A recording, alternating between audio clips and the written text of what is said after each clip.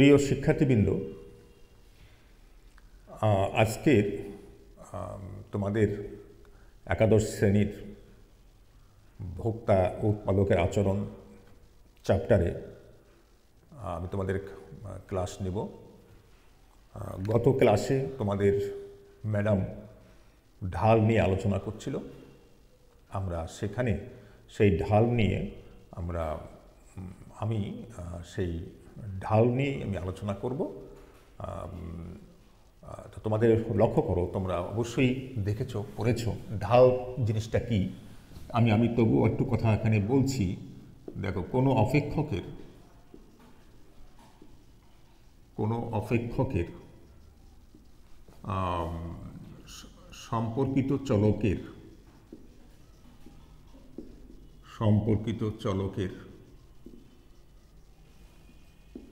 একটির মানের পরিবর্তনে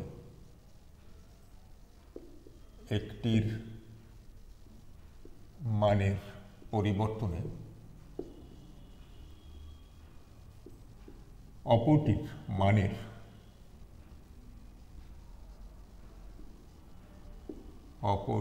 মানের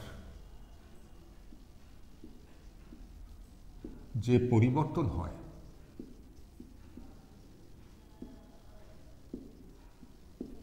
এই দুইয়ের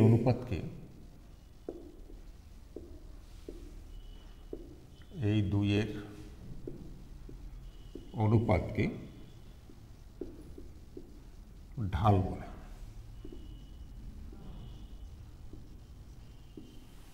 দেখো, কোনো অপেক্ষকের সম্পর্কিত চলকের একটির মানের পরিবর্তনে অপরটির মানের যে পরিবর্তন হয় এই দুইয়ের অনুপাতকে ঢাল বলে।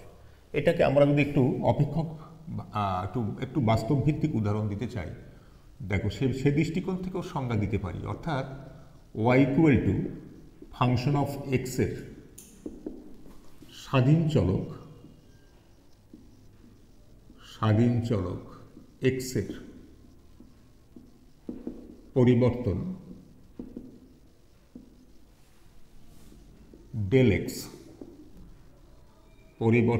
ডেল এক্স এবং অধীন চলক y এর পরিবর্তন ডেল ওয়াই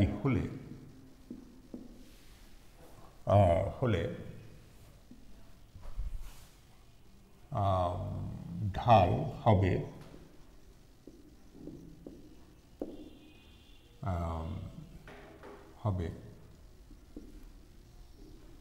অধীন চলকের পরিবর্তন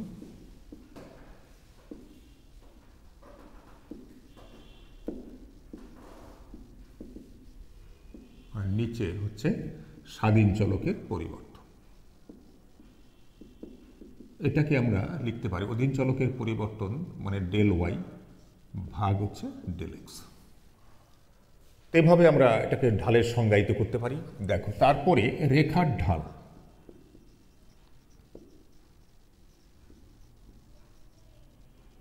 স্লোপ অফ এ কার্ভ।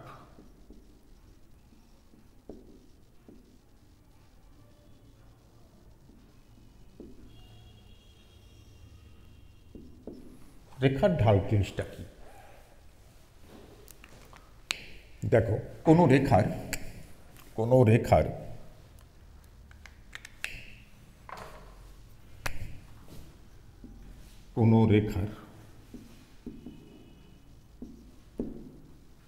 নির্দিষ্ট বিন্দু থেকে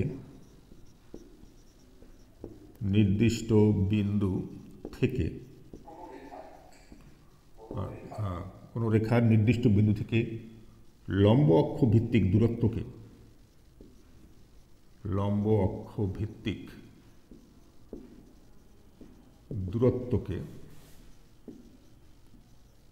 ভূমি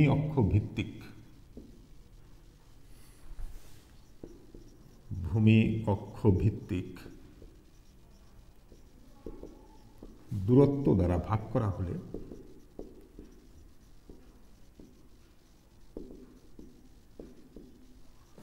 যে ভাগফল পাওয়া যায় যে ভাগফল পাওয়া যায় তাকে ওই রেখার ঢাল বলে।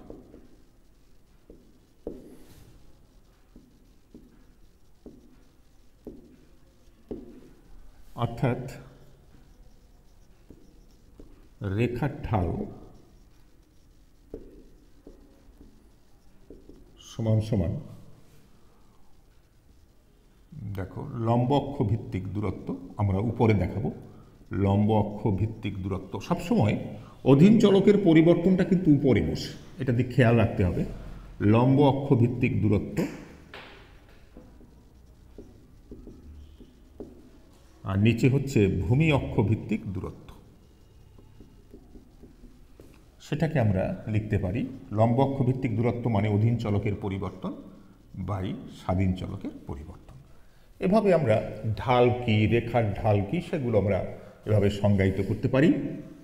তো প্রিয় শিক্ষার্থীবৃন্দ, তোমাদের গত ক্লাসে বিভিন্ন ধরনের, যে বিশেষ করে সরল রেখার ঢাল কিভাবে নির্ণয় করা হয় সেটা আলোচনা করা হয়েছিল। তা আজকে আমি তোমাদের দেখাবো বক্ররেখার ঢাল কিভাবে নির্ণয় করা হয়। এখানে আমি দেখাচ্ছি তোমাদের বক্ররেখার ঢাল। বক্ররেখার ঢাল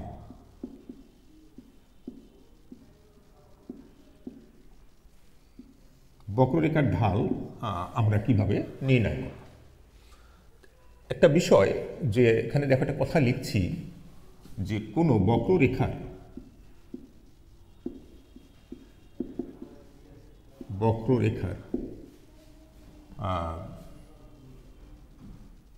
বিভিন্ন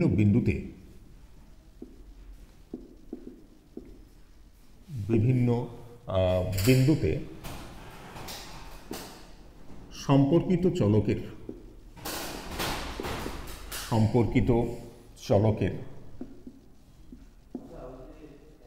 চলকের মানের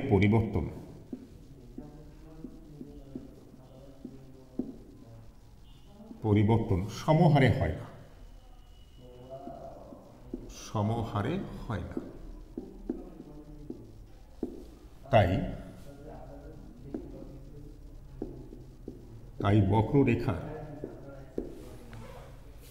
বক্ররেখার কোনো বিন্দুতে ঢাল নির্ণয়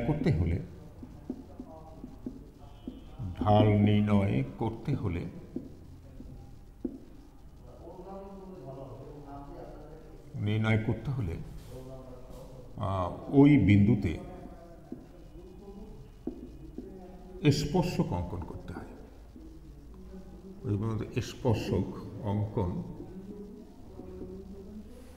হয়।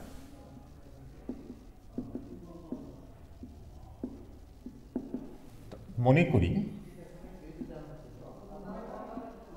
করি y equal to function of x অপেক্ষকের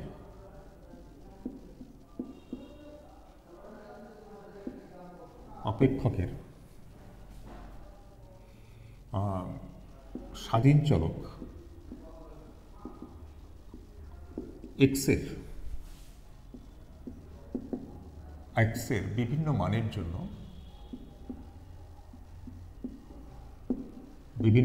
জন্য অধীন চলক y এর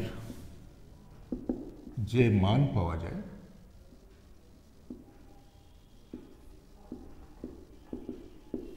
যায় তা দ্বারা নিম্নরূপ বক্ররেখা অঙ্কন করা হলো।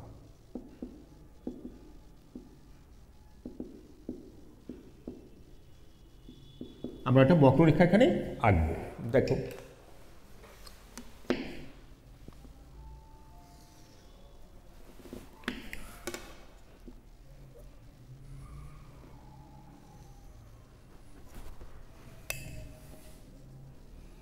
এক্স ওয়াই, অর্থাৎ এই Y equal to function of X এর এক্স হচ্ছে স্বাধীন চলক, এক্স এর বিভিন্ন মানের জন্য ওয়াই এর যে মান পাবো, এক্স এর মানগুলো আমরা ভূমি অক্ষে বসিয়েছি, আর ওয়াই এর মানগুলোকে লম্ব অক্ষে বসিয়ে আমরা একটা বক্ররেখা পেয়েছি।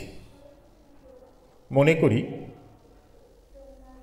বক্ররেখাটা এই প্রকৃতির, এরকম একটা বক্ররেখা আমরা পেয়েছি।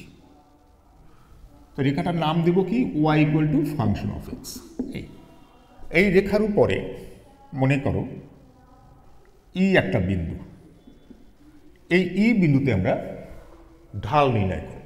তা আমরা এখানে বলা হয়েছে কোনো বক্ররেখার বিভিন্ন বিন্দুতে সম্পর্কিত চলকের মানের পরিবর্তন সমহারে হয় না, তাই বক্ররেখার কোনো বিন্দুতে ঢাল নির্ণয় করতে হলে ওই বিন্দুতে স্পর্শক অঙ্কন করতে হবে। দেখো আমরা ই বিন্দুতে স্পর্শক অঙ্কন করছি, এই বিন্দুতে আমরা স্পর্শক অঙ্কন করেছি।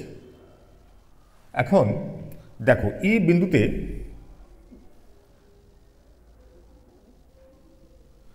বিন্দুতে এক্স এর একটা মান আছে, মনে করি সেই এক্স এর মানটা হচ্ছে এক্স নট, আর ওয়াইয়েরও একটা সেখানে মান থাকবে, কারণ যে কোনো বিন্দুর এক জোড়া মান থাকে, স্বাধীন চলক এবং অধীন চলকের। এই দেখো এটা হলো এক্স এর, আমরা এই বিন্দুতে এক্স এর প্রাথমিক মান। ই বিন্দু যদি এই স্পর্শক বরাবর ডানে সরে যায়, দেখো যদি ডানে সরে যায়, মানে ই থেকে ই ওয়ানে সরে গেল, তো সরে যাওয়ার কারণে দেখো এক্স এর মানের বৃদ্ধিতে, দেখো এই যে এক্স এর মানটা কিন্তু তখন বৃদ্ধি পেল, এক্স এর মান বৃদ্ধি পেয়ে মনে করো এক্স মান হয়েছে, তখন কিন্তু ওয়াই এর মানেরও বৃদ্ধি ঘটবে, তখন মনে করি ওয়াই এর মান হচ্ছে ওয়াই নট থেকে বেড়ে ওয়াই ওয়ান হলো। এখন ই বিন্দুকে যদি আমরা মনে করো এখানে এফ বিন্দু পর্যন্ত বর্ধিত করি ই বিন্দুকে, তখন দেখো একটা সমকোণী ত্রিভুজ সৃষ্টি হয়ে যাচ্ছে, এটার নাম দিলাম এফ বিন্দু। তাহলে কি হলো, ই ওয়ান এফ একটা ত্রিভুজ, সমকোণী ত্রিভুজ সৃষ্টি হয়েছে। কেন ত্রিভুজের দিকে গেলাম আমরা, যে কোনো রেখার কোনো বিন্দুতে যদি ঢাল নির্ণয় করতে হয় তাহলে ত্রিভুজ সৃষ্টি করতে হবে। দেখো আমাদের একটা ত্রিভুজ সৃষ্টি হয়ে গেল, কারণ আমরা শিখেছি ত্রিভুজের যে সূত্র, যে লম্বকে ভূমি দিয়ে ভাগ করলে আমরা অতিভুজ পাই, অর্থাৎ ঢাল পাই। ওই সূত্রটা এখানে প্রয়োগ করব আমরা কিসের জন্য, ই বিন্দুতে ঢাল নির্ণয় করার জন্য। এইটুক কিন্তু ওয়াই এর পরিবর্তন ডেল ওয়াই, এইটুক কিন্তু এক্স এর পরিবর্তন ডেল এক্স। তাহলে আমরা এটার একটু ব্যাখ্যা দেই। হ্যাঁ, ব্যাখ্যাটা কি দেব, চিত্রে y equal to function of x রেখার ই বিন্দুতে ঢাল নির্ণয় করার জন্য আমরা কি করেছি, দেখো এটা স্পর্শক এঁকেছি, স্পর্শকটা নাম দিতে পারো তোমরা একটা, এটা এ বি মনে করো। হ্যাঁ, নির্ণয় করার জন্য এ বি স্পর্শক অঙ্কন করা হয়েছে।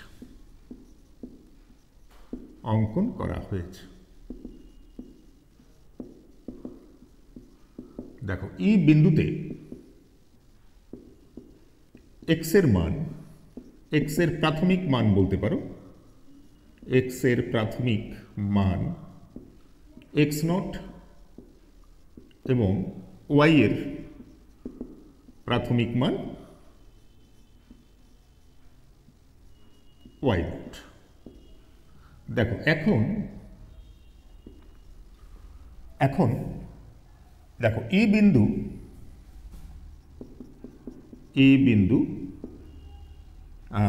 স্পর্শক বরাবর, ই বিন্দু স্পর্শক বরাবর ই ওয়ান বিন্দুতে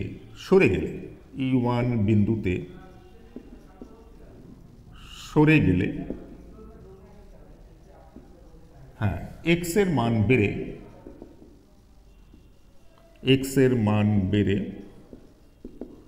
এক্স সমান হয়। এই দেখো এক্স নট থেকে x1 হয়েছে, বেড়ে x1 হয়, তখন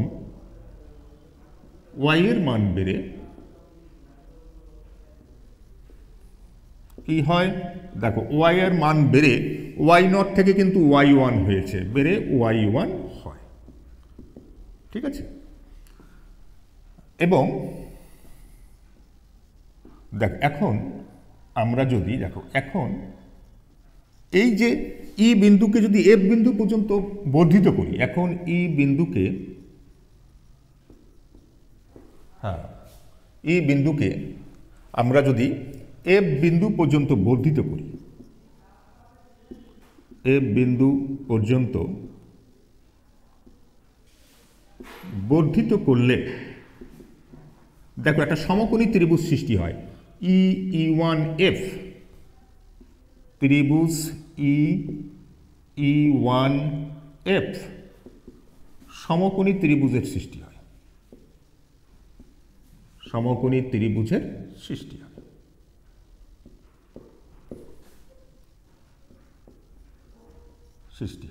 এই দেখো আমরা ত্রিভুজ পেলাম।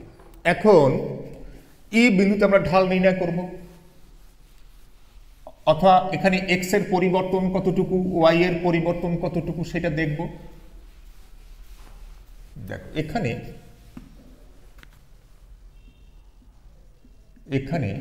এক্স চলকের পরিবর্তন কতটুকু সেটা বের করি। এক্স চলকের পরিবর্তন ডেল এক্স সমান সমান, তোমরা লক্ষ্য করো এক্স চলকের পরিবর্তন ও x1 থেকে ও x0 বাদ দিতে হবে। তাহলে আমরা প্রাথমিক মান x এর ছিল ও x1 মাইনাস প্রাথমিক মান x এর ও x সমান সমান ও x0, সরি, তাহলে কি হলো? ও x1 থেকে ও x0 বাদ দিলে থাকে দেখো x এর পরিবর্তন x0 x1, এই পেলাম x0 x1। এবং দেখো ওয়াই চলকের পরিবর্তন কি পাবো? ডেল ওয়াই সমান সমান, এদিকে দেখো বর্তমান মান ওয়াই এর ও y1, এখান থেকে বাদ দেব প্রাথমিক মান ওয়াই এর ও y0, তাহলে ও y1 মাইনাস ও y0, তাহলে ওয়াই এর পরিবর্তন কতটুকু? y0 y1, এই দেখো y0 y1। সুতরাং আমরা এখন চলে যেতে পারি ই বিন্দুতে ঢাল। সুতরাং ই বিন্দুতে ঢাল সমান সমান ওই যে লম্ব বাই ভূমি, মানে লম্ব অক্ষ ভিত্তিক দূরত্ব বাই ভূমি অক্ষ ভিত্তিক দূরত্ব, সংক্ষেপে লম্ব বাই ভূমি। এই ত্রিভুজটার দেখো ই1 এফ এর এই সমকোণী ত্রিভুজের লম্ব কোনটু? ই1 এফ, এই লিখলাম ই1 এফ ডিভাইডেড বাই ভূমি ইএফ। এখন এইগুলোর মান বসিয়ে দিই, তাই ই1 এফ দেখো ই1 এফ এইটুকের সমান্তরাল কিন্তু এই জায়গাটা, তাহলে এই লম্বের মান কতটুকু? y0 y1 divided by EF, দেখো ভূমি ই1 ইএফ, এই ভূমিটা এটা সমান্তরাল কোনটু? x0 x1, সেই মানটা বসাচ্ছি x0 x1, এই পেলাম আমরা। অর্থাৎ এইটুক মানে হচ্ছে ওয়াই এর পরিবর্তন, এইটুক হচ্ছে এক্স এর পরিবর্তন, এভাবেও তোমরা লিখতে পারো। দেখো তাহলে আমরা একটা বক্ররেখার কোনো বিন্দুতে ঢাল নির্ণয় করলাম। এখন কি প্রশ্ন করা হয় যে একটা, তোমরা গত ক্লাসে দেখেছো একটা সরল রেখার সকল বিন্দুতে ঢাল সমান, অর্থাৎ সকল বিন্দুতে একটা নির্দিষ্ট মান বজায় থাকে। কিন্তু এই যে বক্ররেখাটার এখানে যদি প্রশ্ন করা হয় যে একটা বক্ররেখার বিভিন্ন, এখানে তো একটা বিন্দু নির্ণয় করলাম, এখন যদি একাধিক বিন্দুতে নির্ণয় করি তখন ঢাল কি একই থাকবে সরল রেখার মতো? সেটা আমি একটু সংক্ষেপে তোমাদের দেখাচ্ছি।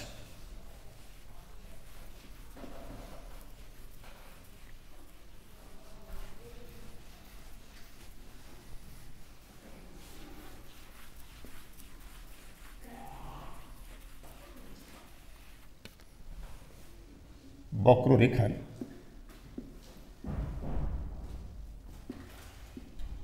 বিভিন্ন বিন্দুতে ঢাল ভিন্ন, যদি এরকম একটা প্রশ্ন তোমাদের করা হয় তুমি কিভাবে অ্যান্সারটা করবা? দেখো, মনে করি y equal to function of x দ্বারা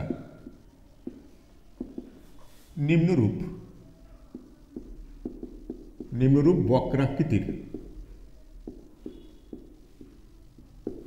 রেখাচিত্র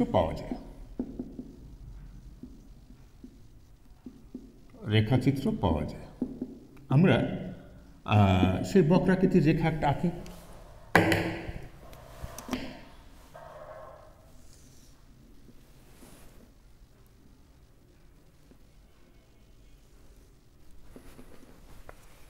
দেখো, এটা আমরা স্বাধীন চলক x এর মান ভূমি অক্ষে বসাচ্ছি, অধীন চলকের মান লম্ব অক্ষে বসাচ্ছি। আমরা এবার দেখো, আগেরটা কিন্তু একটু অবতল আকৃতির বক্ররেখা এঁকেছিলাম। আমরা যদি এটাকে উত্তল আকৃতির মূল বিন্দুর দিকে, দেখো উত্তল, এই ধরনের একটা বক্ররেখা আঁকি এবং রেখাটার নাম দিলাম MN, একটা বক্রাকৃতির রেখা।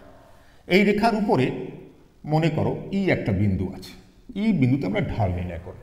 তাহলে অবশ্যই আগের আলোচনা থেকে আমরা জেনে ফেললাম যে বিন্দুতে যদি ঢাল নির্ণয় করতে হয় তাহলে ওখানে বিন্দুতে স্পর্শক আঁকতে হবে, মানে একটা ত্রিভুজ সৃষ্টি আমাকে করতেই হবে। ত্রিভুজ ছাড়া আমরা ঢাল নির্ণয় করতে পারবো না। তা দেখো, আমি একটা স্পর্শক আঁকছি, বিন্দুতে একটা স্পর্শক আঁকি। বিন্দুতে আমরা একটা স্পর্শক আঁকলাম। স্পর্শকটার নাম দিলাম AB। দেখো, তো বিন্দুতে স্পর্শক যেই আঁকলাম একটা সমকোণী ত্রিভুজ সৃষ্টি হয়ে গেছে, OEB। তুমি বলবা MN বক্রাকৃতির রেখার বিন্দুতে ঢাল নির্ণয় করার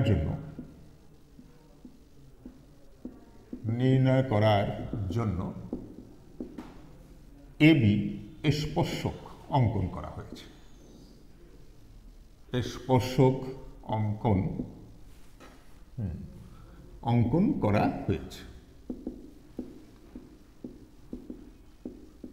সুতরাং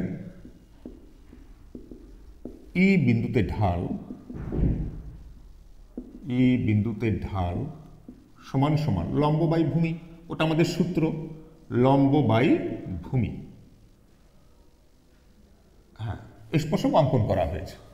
দেখো, এটা তুমি লিখতে পারো যে AB স্পর্শক অঙ্কন করার কারণে OAB একটা সমকোণী ত্রিভুজ পাওয়া গেছে, এই কথাটা তুমি বলতে পারো। যাই হোক, লম্ব বাই ভূমি, তাহলে এখানে লম্ব কতটুকু? OA, আর ভূমি হচ্ছে OB, অর্থাৎ OA বাই OB। আবার দেখো, এখানে যেহেতু আমাদের বক্ররেখার বিভিন্ন বিন্দুতে ঢাল নির্ণয় করব, তাহলে বিন্দুর ডানে দেখো আর একটা বিন্দু নিলাম, মনে করো F বিন্দু। এখানে ঢাল নির্ণয় করব, তাহলে এখানে ঢাল নির্ণয় করতে গেলে এখানেও আমাদের স্পর্শক আঁকতে হবে। অর্থাৎ বক্ররেখার কোনো বিন্দুতে ঢাল নির্ণয় করতে গেলে স্পর্শক ছাড়া হবে না, অর্থাৎ আমাদের একটা ত্রিভুজ সৃষ্টি করতে হবে। ত্রিভুজ সৃষ্টি করা ছাড়া আমরা ঢাল পাবো না বক্ররেখার ক্ষেত্রে। এই দেখো, এখানে আমরা একটা স্পর্শক আঁকলাম। স্পর্শক আঁকার কারণে সেই স্পর্শক নাম দিতে হবে, মনে করো CD।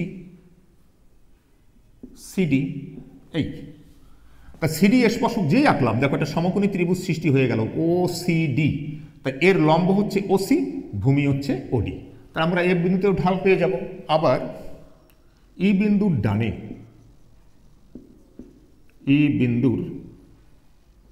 ডানে, অপর একটি বিন্দু F এ ঢাল নির্ণয় করার জন্য CD স্পর্শক অঙ্কন করা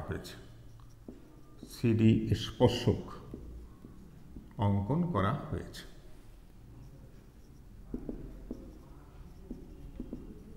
সুতরাং F বিন্দুতে ঢাল এফ বিন্দুতে ঢাল সমান সমান ওই যে সূত্র লম্ব বাই ভূমি, লম্ব বাই ভূমি। তাহলে এখানে লম্ব কতটুকু এই ত্রিভুজের দেখো ওসি, আর ভূমি হচ্ছে ওডি, ওসি বাই ওডি। তাহলে আমরা দেখতে পাচ্ছি দেখো এই দুটো প্রকৃত ভগ্নাংশের দেখো উপরেরটা ওএ, ওএ কিন্তু এতখানিক, আর নিচের অংশটা হচ্ছে ওসি ছোট। তাহলে আমরা এখানে লিখতে পারি যেহেতু ওএ গ্রেটার দেন ওসি, তাহলে এইটার ভাগফল বেশি হবে, এটার ভাগফল কম হবে। সুতরাং ওএ লিখতে পারি OA by OB greater than OC by OD. এটার অর্থ হচ্ছে অর্থাৎ ই বিন্দুতে ঢাল বেশি, ই বিন্দুতে ঢাল বেশি,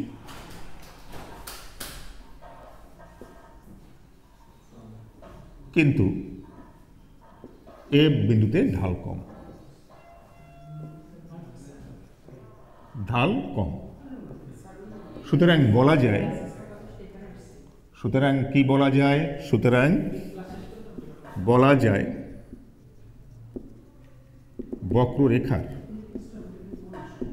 বক্ররেখার বিভিন্ন বিন্দুতে ঢাল ভিন্ন, বিভিন্ন বিন্দুতে ঢাল ভিন্ন।